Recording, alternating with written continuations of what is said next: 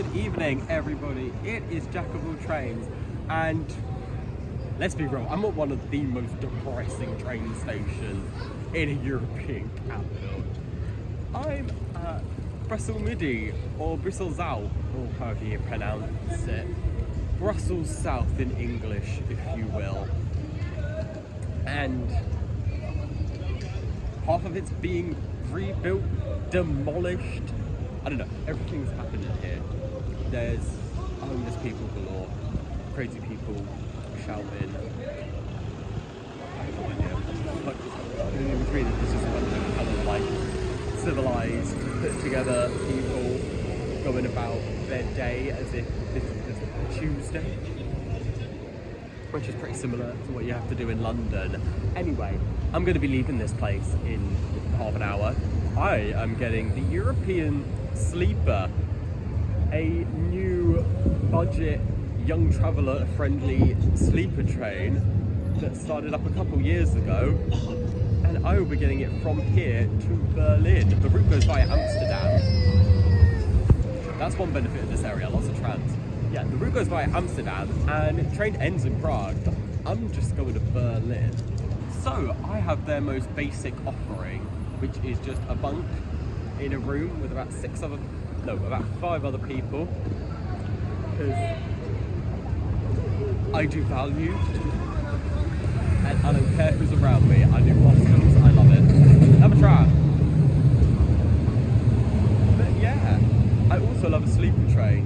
So let's see what this new venture has to offer us. As I was walking towards the station, I was surrounded by these construction hoardings and traffic.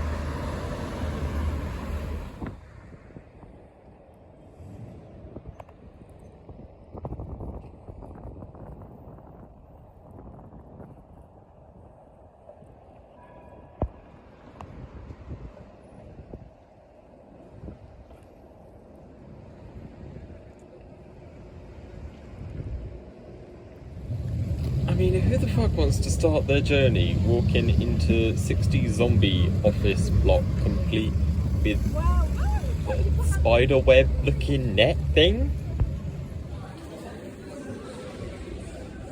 So as we go through the door, it improves 1,000,000%. It's laid out pretty well. Immediately you see departure screens. And there's our train up top. Of the second page, I was pretty late and disorganised, but not that disorganised. I loved the exposed iron around the place and all the pillars. And generally inside, it was a lot better than outside. How could it not be? Lots of shops and eating areas.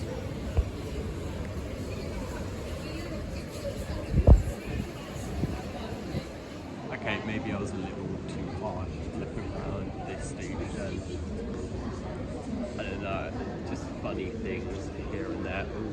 Another, I imagine, incredibly overpriced sweet shop. I saw one of them near Montplace. Tourist idiots. And saying that was currently being. Yeah.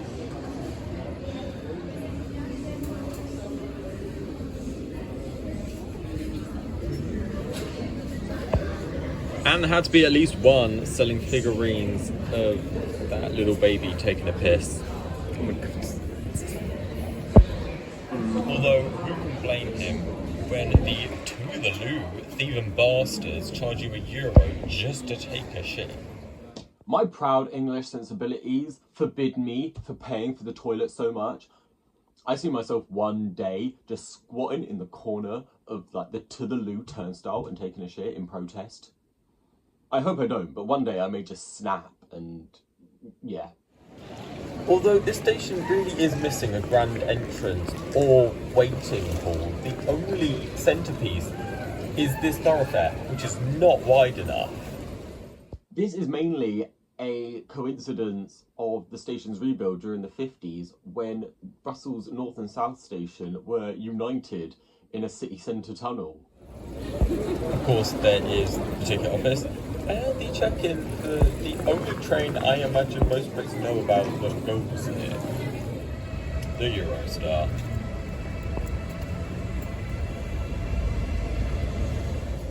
But the vast majority of trains that leave here are general SNCB trains heading all over Belgium. Most being part of the new and still expanding Brussels S train network. And of course Amsterdam. And beyond the trains, we got trams, of course, specifically the pre-metro, which is basically just trams going in a tunnel under the city centre. And then we've got the actual metro, lines 2 and 6, 2 just being a replica of 6. Whilst walking from the metro entrance to the main station, I saw mammoth remains. There was just this exhibit of 5 mammoth bones. Before heading aboard, in the risk that there might not be food, I went to bakery chain Panos for nothing more than a sausage roll. Okay, yes, the Englishness is coming back. Belgium is the only place I've ever found outside of Britain that sells sausage rolls. And I remember the first time I found one. It was also in Brussels. It was everything. I've noticed a lot of similarities between Belgium and England, but this is the top one. I kind of want to go to Greg's now. And here's our train on platform 3, getting ready to leave in about 3 minutes. Yeah, I cut it fine. And I am here. I must go on right now. I spent ages filming everything and I'm just in time. Okay, maybe I was quite disorganised. And as we leave Brussels South, we head along the very piece of track which I mentioned earlier, the 6-track wide north-south junction tunnel, which is the world's busiest railway line, mainly because all types of trains and almost every train that runs in Belgium uses this piece of track. From the S-Bahn to international trains like the one I'm on right now. After passing through Brussels North, we whiz past suburbs and rail yards into the night. But because it's night, yeah, you can't really see anything. Our first stop after Brussels was Melischen, which seems to be under redevelopment, and it means that we have just travelled over the first piece of public railway to be built in the world outside of Britain, opening in 1835. This was a time before even London had trains. And next up was Antwerp, also under redevelopment.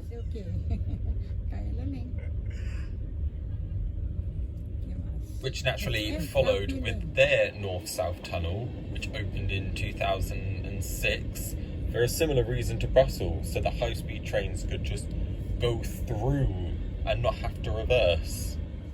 So with there really being nothing to do, let's see where I'm sleeping.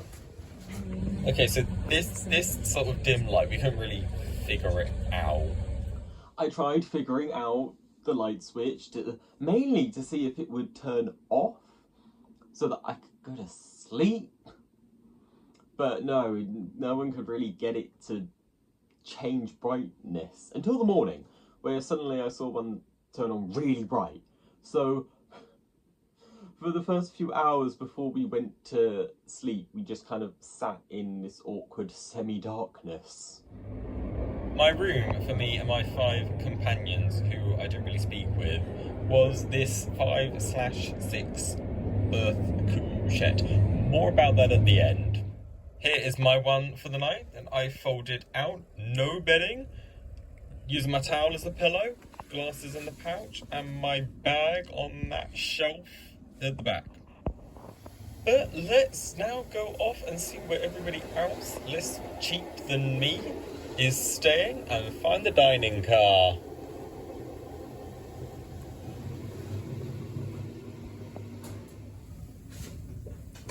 One thing that really stands out is how old this train is, with all these button panel things and pull levers on the doors. For a bit extra, you can get bedding and water bottles. And where I'm walking past here, these were like the luxury private cabins, but I didn't want to invade anyone's privacy.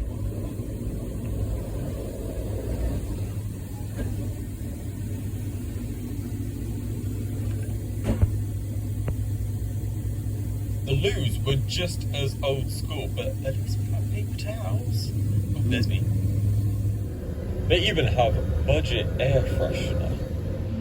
However, there are 2 additional sinks at each carriage end for brush teeth brushing. So this is my 10th year of solo travelling, and it still just shows how naive. Kick the door open. I can be. I thought there was a restaurant car aboard. I'm in the back carriage. I walked all the way to the front carriage for a member of staff to tell me that there wasn't, which is a shame. But I read on their website that apparently their dining car was successful. Okay, we're now. So I did a bit of digging. They did have a dining car, but it's not in operation at the moment, although hopefully coming back soon. Let's hope so. Their current catering method is scanning this QR code to order anything off of this menu of drinks and measly snacks. Although I did like the addition of having decks of cards for sale. But €15 for breakfast? Thank fuck I bought these 2 sausage rolls from Panos. And a pastry I didn't get charged for.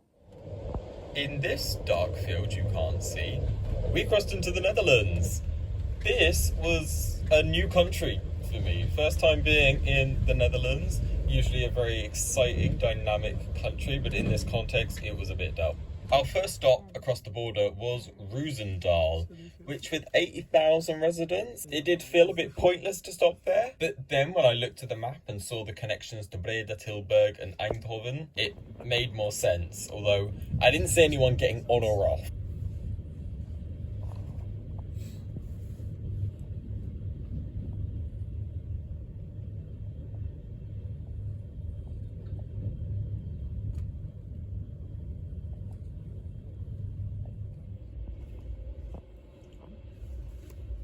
As we cross the many Rhine estuary channels in southern Holland, we of course approach Rotterdam.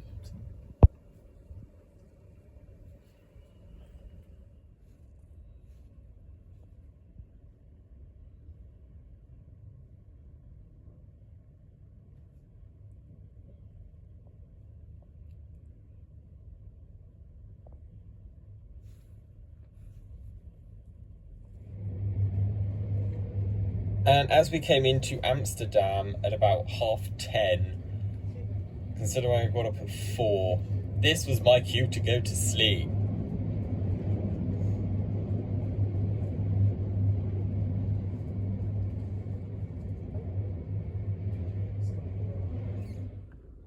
By 6 a.m. the next morning, I was up and whizzing through the Berlin suburbs. Can't you tell, with that much graffiti everywhere?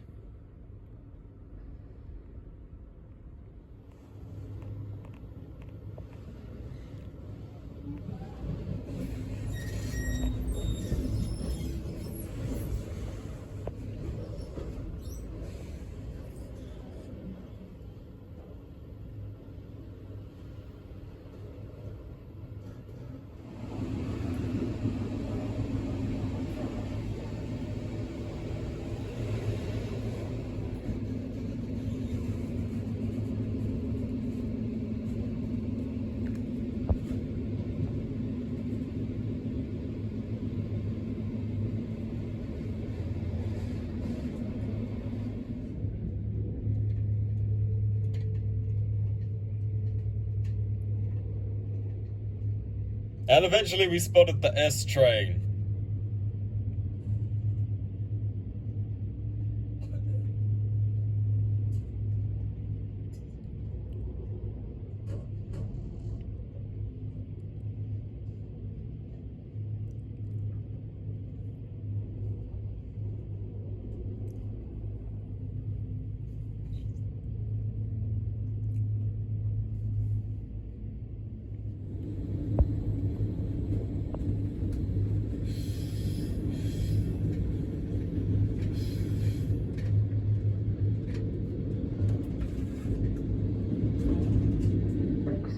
Right side.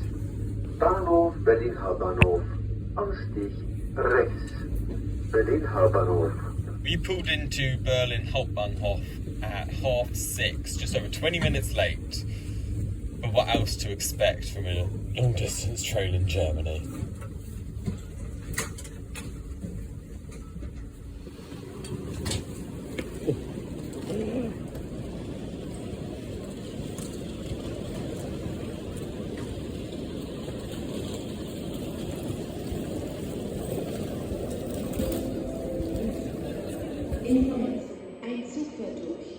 As I admired the Hauptbahnhof's amazing glass-arched roof,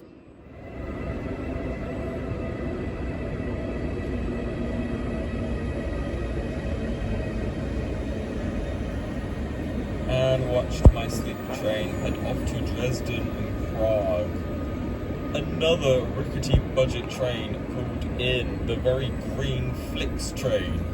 The many operators to use this station.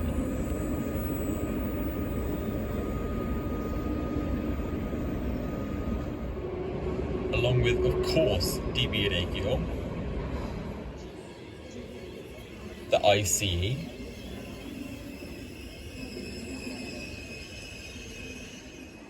and another foreign operator, České dráhy, which, being Czech, cost us the trains to Prague.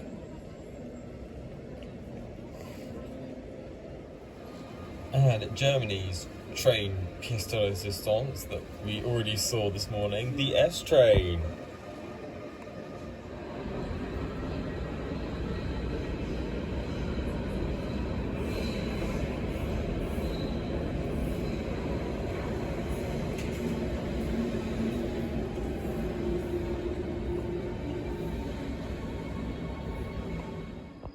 Which is to be expanded with the mysterious platform 22 coming soon behind this hoarding, adding to the maze of floors which makes this station so awesome.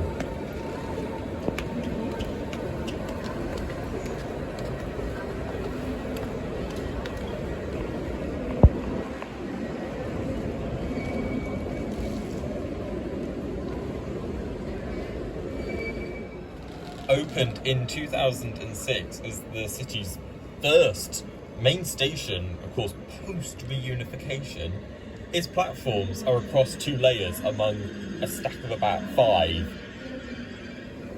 In another section, we have U-Bahn Line 5 and the tram stop by the northern entrance. And one of the best shops ever, a shop solely dedicated to traffic lights. Way nicer than Brussels Midi. We finally made it to Berlin Hauptbahnhof, a far nicer station than Brussels Midi.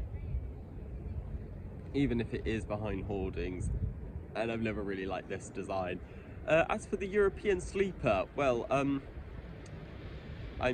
European. I travelled across part of Europe and I slept a bit.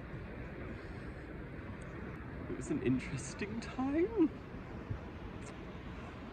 I mean, for 40 euros, it was a really good price, but I kind of guess I should have known what I was getting myself in for when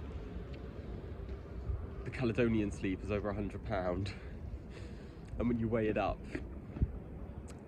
I guess that's kind of the reason why I didn't have sheets. The carriages were super old. The bathroom was very awkward. The light, I don't know what was up with the lights, but one wouldn't turn off, or would, and then suddenly turned on even brighter. For the price, it was fine. But yeah, the room was stuffy and was missing a bed. There were meant to be 6 people in our room, but there were only 5 beds. So I thought the last stop of the night was Amsterdam. So before then, I was so bloody tired. I was up at 3:30 yesterday.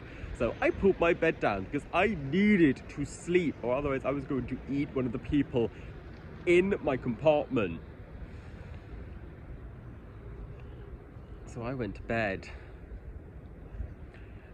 Yeah, we left Amsterdam. I was getting ready to try and sleep. Of course, I had to make a pillow out of this jacket and my towel. And yeah, I kind of fell asleep. And then train pulled into it must have been Utrecht, some random city after Amsterdam.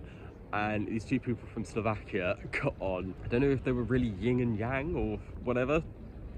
He was pretty loud and strange. We hadn't really spoken much, the group of us in our compartment, before these two people got on. But oh god, there was this really shy Indian girl, and this Slovakian dude, who of course was bald, was still saying how like he really likes Indian girls. And then he said that one of the other guys in our compartment was gay because he wasn't engaging with either of the girls, and like maybe he just wants to go to sleep. And the girl that the Slovakian guy got on with was just like, no, you're crossing the line now. Let's be quiet, let's go to bed. And then he was going on this ramble of like, yeah, I'm trying to be respectful. I just checked out. I wasn't fully asleep. I could hear what was going on, obviously. But I was so fucking tired. I didn't have the energy to move, let alone like talk. I didn't have energy to think up words. So I just laid there, like almost fast asleep, pretending to be fast asleep, so they just didn't bother me. And I didn't have to be the sick person sitting down, because I think for most of the night, two of them had to sleep sitting down, which that Slovak guy had enough alcohol that he nominated himself. Did make me think maybe they should interrogate us before we book a ticket. But considering I was filming a video on board the train, I probably wouldn't have got the ticket either. Anyway, those are my thoughts on the European sleeper. Next time I take that train, I'll cough up the money to get some bedding and water at least. There wasn't even like a water tap, let alone a dining car. I should have just bought a drink or... Anyway, European sleeper? It was fine. Peace out, Girl Scout.